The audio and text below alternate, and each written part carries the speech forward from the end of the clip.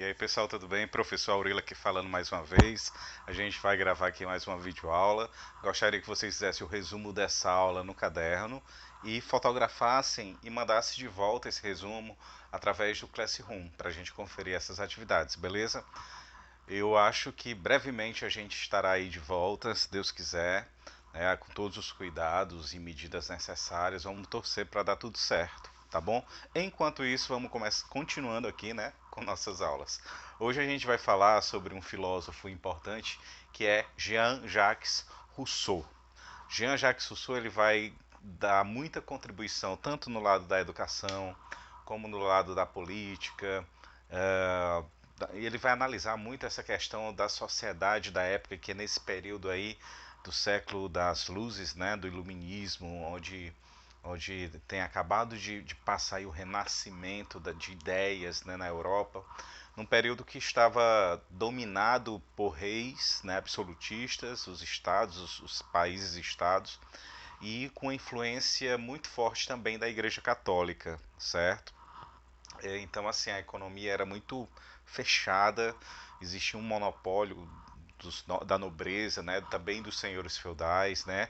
Aí está surgindo a burguesia também, que quer ter o seu lugar no espaço, quer também ter condições de tomar decisões políticas, por exemplo, ela quer também governar. E aí vai surgir as primeiras revoluções influenciadas aí pela burguesia também, certo? E tanto influenciados como financiados pela burguesia. Ela vai armar a população para se rebelar contra os reis, contra os tiranos, até mesmo contra a igreja, contra esse sistema do feudalismo, etc. Mas vamos lá, começando aqui falando um pouquinho sobre Jean-Jacques Rousseau. Ele nasceu em Genebra, certo? Mas foi para a França. O Rousseau, ele não foi criado pelos pais e a mulher que criava deu uma educação calvinista para ele, religiosa. E a cidade que ele morava, ela tinha um muro, né, e um portão que ele se fechava a determinado horário da noite, muro para proteger a cidade. E uma vez ele saiu e quando voltou o portão tinha sido fechado. Daí em diante ele resolveu ir embora e não voltou mais, né? E foi parar na França. Na França ele conheceu uma senhora que ele passou a ter um relacionamento com ela e ela passou a bancar os estudos, toda a vida de Rousseau, bem mais velha, né? E assim ele tem contato com os primeiros intelectuais da elite francesa, onde ele vai ter a oportunidade também de apresentar alguns trabalhos no caso, certo? Então ele foi um filósofo, ele foi um teórico político, ele foi um escritor e um compositor autodidata. Ele conseguiu aprender música praticamente sozinho. Inclusive, ele deu contribuições sobre música numa enciclopédia que Diderot e D'Alembert estavam fazendo. Essa enciclopédia, a ideia era conter ali todo o conhecimento da humanidade até aquele presente momento, né, científico, cultural. E na música ele foi convidado para colocar ali tudo de teoria que já tinha surgido até o momento em relação à música. Então ele foi um filósofo iluminista, né, como eu já falei, e vai influenciar bastante aí as revoluções, no caso a Revolução Francesa, consequentemente a inglesa, consequentemente a americana e a independência de vários países, como também é o caso do Brasil. Ele fez algumas obras interessantes, uma delas é o Contrato Social. Nela tem essa frase que ele diz, né, famosíssima, que o homem nasce bom e a sociedade o corrompe. Se a gente pensar só nessa frase, a gente vê uma certa verdade, né? As crianças, por exemplo, elas são puras por natureza, né? À medida que vão crescendo e tendo contato com as coisas da sociedade, aprendendo as coisas na televisão, através da internet, ela vai se corrompendo, né? E quando esse indivíduo vira adulto, muitas vezes se corrompe mais ainda, indo para caminhos que não deveria, como do crime ou da corrupção, por exemplo, na política, né? Quantos vereadores entram ali honestos, cheios de sonhos, de empolgação, de querer mudar a sociedade, melhorar, e acabam se corrompendo, né? Então a frase diz isso: o homem nasce bom, mas a sociedade o corrompe, nesse livro chamado O Contrato Social. No contrato social, ele vai defender uma coisa chamada a vontade geral do povo, né? Que a sociedade deveria ser baseada por essa vontade geral e não pelas vontades particulares que cada um de nós tem, né, individualmente, mas sim uma vontade geral. As leis da sociedade, por exemplo, os acordos sociais deveriam ser decididos em vista dessa vontade geral e não de interesses de pessoas determinadas ou de pequenos grupos, etc. Certo? Então ele vai defender isso. E que momento então esse homem que nasce bom ele se corrompe? Para Rousseau, existe uma transição do estado natural que todos nós nascemos, né, sem essa corrupção, né, mas quando a gente passa para o estado civil, né, para a fase da maturidade, né, a fase adulta, é justamente nesse momento que nós nos corrompemos. Então ele vai dar uma ideia até interessante em relação a isso. Ele vai falar no outro livro que eu vou falar um pouco agora, que é o Emílio, ou da Educação, certo?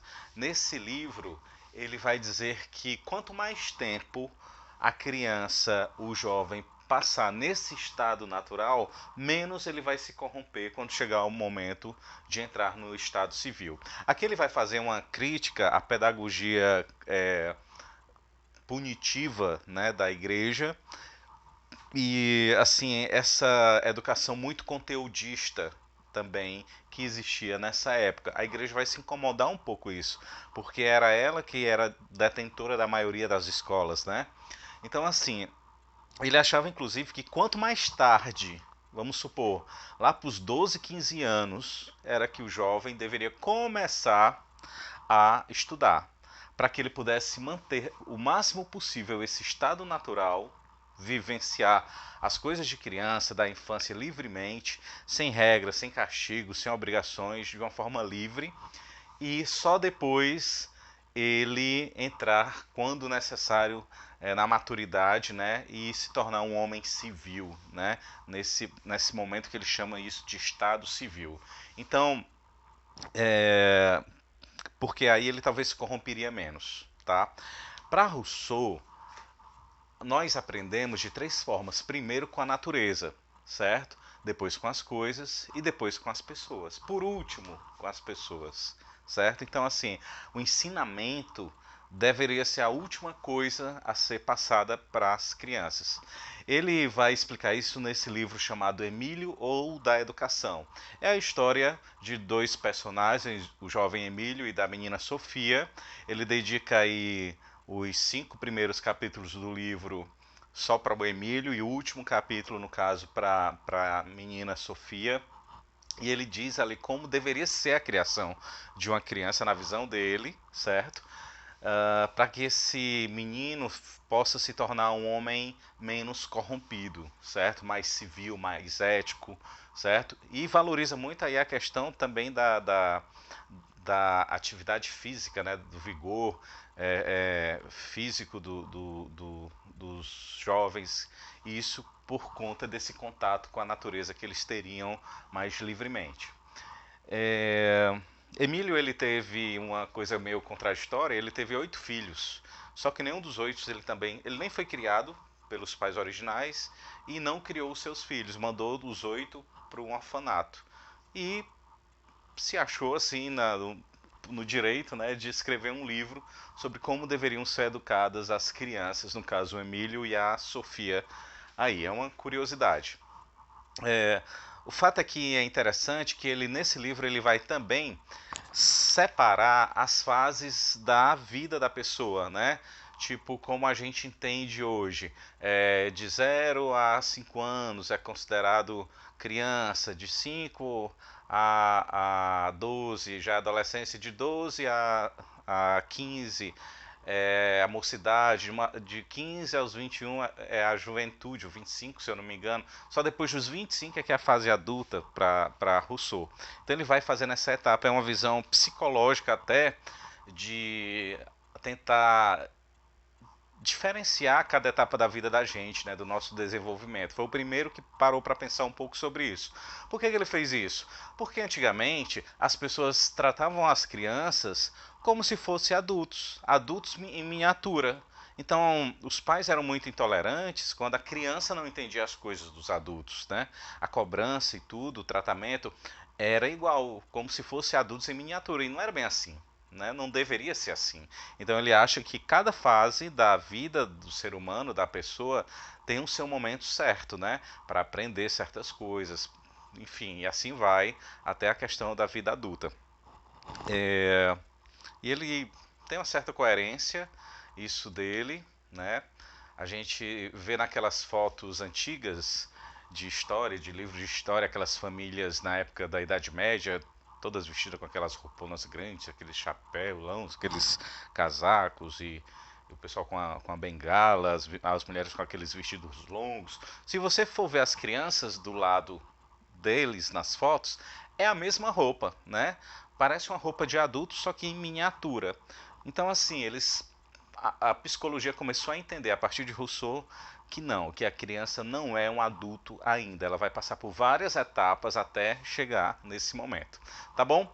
Então, pessoal, é isso, obrigado por terem assistido aí essa aula e façam aí o resumo e a gente vai se falando e brevemente aí mais algumas videoaulas e se Deus quiser, vamos estar de volta aí no presencial com segurança. Um abraço. Tchau, tchau.